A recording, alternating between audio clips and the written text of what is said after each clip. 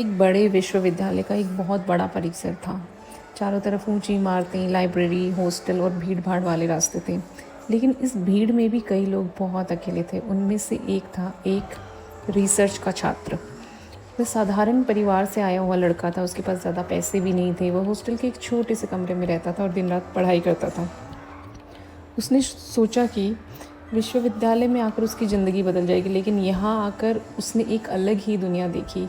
यहाँ पढ़ाई से ज़्यादा राजनीति, सिफारिश और ताकत का बोलबाला था। जिनके पास पैसे और पहचान थी वे आसानी से आगे बढ़ जाते थे, लेकिन जैसे लोग गरीब और साधारण थे उनके लिए रास्ता बहुत ही कठिन था। इन्हीं दिनों एक दिन मौसम अचानक बदल गया। आसमान में बादल छा गए और तेज बारिश शुरू हो गई। छात्र इधर उधर भागकर छतों और बरामदों के नीचे खड़े हो गए। उसी समय उस छात्र की नज़र दूर सड़क पर पड़ी। बारिश की बूंदों के बीच एक लड़की धीरे धीरे चल रही थी। उसके हाथ में पीले रंग की छतरी थी। बारिश की धुंध में वह छतरी इतनी चमकीली लग रही थी जैसे कि पूरे दृश्य में वही सबसे अलग चीज़ हो। लड़का कुछ क्षणों तक उसे देखता ही रह गया। वह लड़की शांत थी, जैसे उसे किसी जल्दी की ज़रूरत ही नहीं थी। वह धीरे धीरे रास्ते पर चलती हुई आगे बढ़ गई और भीड़ में कहीं गायब हो गई। लेकिन उस दिन के बाद वह दृश्य लड़के के मन में बस गया। अब जब भी वह कैंपस में घूमता उसकी नज़र अनजाने में उस लड़की को ढूंढने लगती। कभी कभी सचमुच वह लड़की दिखाई भी दी जाती, कभी लाइब्रेरी के पास, बस स्टॉप के पास, और अक्सर उसके हाथ में वो पीली छतरी होती थी। लड़का उसे ठीक से जानता भी नहीं था, उसने उससे कभी बात भी नहीं की थी, लेकिन फिर भी उसे लगता कि उस लड़की में कुछ तो खास है। उसकी कठिन और उदास जिंदगी में वह लड़की एक छोटी सी रोशनी बन गई थी।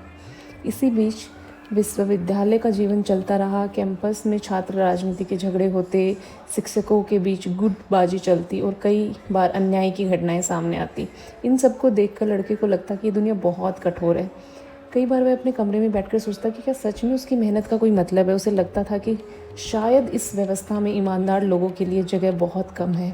लेकिन जब भी वह उसे पीली छतरी वाली लड़की दिखाई देती उसके मन में एक अजीब सी शांति आ जाती। उसे लगता कि इस कठोर दुनिया में अभी भी कुछ सुंदर और सरल चीज़ें बाकी हैं। समय धीरे धीरे गुजरता गया। लड़की कभी दिखाई देती, कभी लंबे समय तक नहीं दिखती, लेकिन उसकी छवि लड़के के मन में हमेशा बनी रही। आखिरकार लड़के को समझ आने लगा कि शायद वह लड़की उसकी ज़िंदगी का हिस्सा बनने के लिए नहीं आई थी। वह उसकी ज़िंदगी में एक प्रतीक बनकर आई थी, उम्मीद का, सुंदरता का और उस दुनिया का जहाँ इंसान अभी भी सपने देख सकता है। और इस तरह भीड़ भाड़ वाले उस विशाल